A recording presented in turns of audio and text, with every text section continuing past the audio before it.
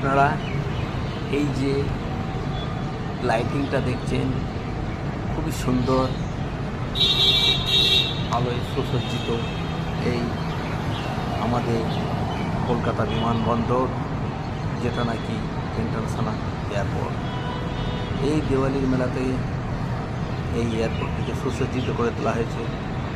এখান থেকে airport metro station পর্যন্ত আপনারা দেখতে পাচ্ছেন খুবই রণসজ্জায় সজ্জিত এই এয়ারপোর্টটি সুন্দরভাবে সাজানো হয়েছে। এটি একটি পৃথিবীর ইন্টারন্যাশনাল এয়ারপোর্ট, যেটা নাকি কলকাতায় চেনা আছেন, পুরো ওয়ার্ল্ড কলকাতায় চেন।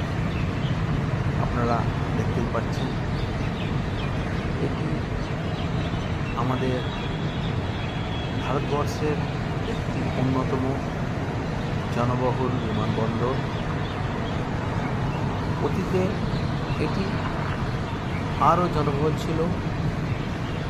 বর্তমানে বোম্বে, দিল্লি, ব্যাঙ্গালোর, হায়দ্রাবাদ নাম তো ছড়িয়ে আছে, কিন্তু অতীত খুঁজলে দেখা যাবে যে অতীত তো অতীত, পুরানো তো পুরানোই।